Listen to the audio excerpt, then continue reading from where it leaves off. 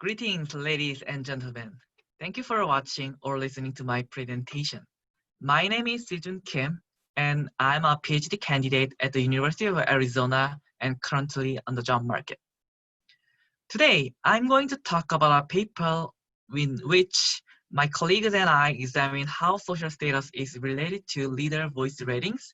We also test how boundary context moderates the hypothesized relationships. By status, we refer to the amount of respect and admiration in the eyes of others. And voice ratings refer to the leader's evaluation of employees' behavior, by which an improvement-oriented idea is spoken of. We argue that the relationship between the two variables is both positive and negative, indicating the existence of opposing pathways. On the one hand, status provides structural advantages to the high status people so that they can come up with a relevant and important idea. On the other hand, however, the way high status people comprehend their status may lead them to overestimate their value and undermine their motivation to put effort to sell the idea in an effective way. Based on our reasoning, we first provide the two sets of hypotheses, each of which represent structural and psychological pathway. Note that each pathway in our research model is represented by instrumental network centrality and image risk respectively. We hypothesize that status is possibly related to voice ratings via network centrality, but it is negatively related to the ratings via image risk. We also examine the role of team interpersonal relationship quality. Specifically, we argue that TERC strengthens the negative relationship indirect effect via image risk as the psychological comprehension of status gets more salient. However, TERC is predicted to weaken the positive indirect effect via instrumental network centrality because the reliance of status information can be substituted by other alternatives.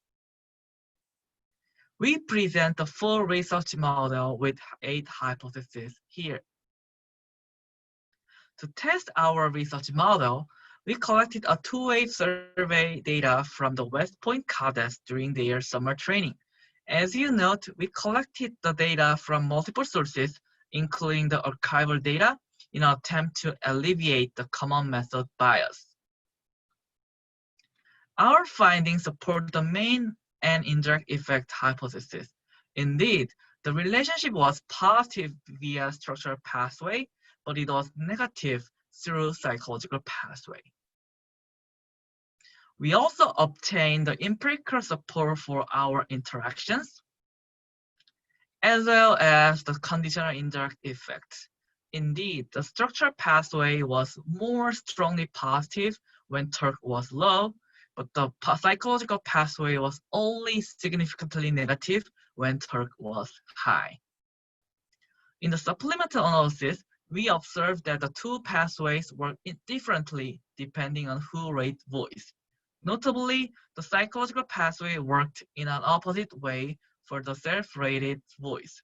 We think our findings are worthy of more scholarly attention in the future. Further, we conducted a couple of additional experiments as post-hoc analysis.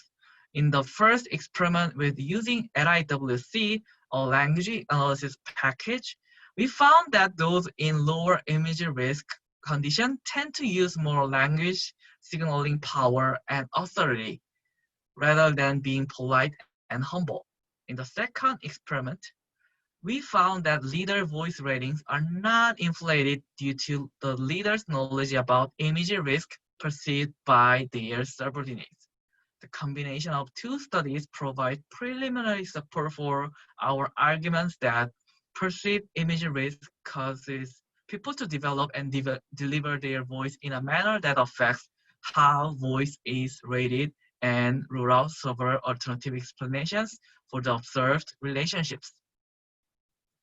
We strongly believe that our findings contribute to both voice and status literatures and call for more research to unpack the complex relationships between social status and voice ratings.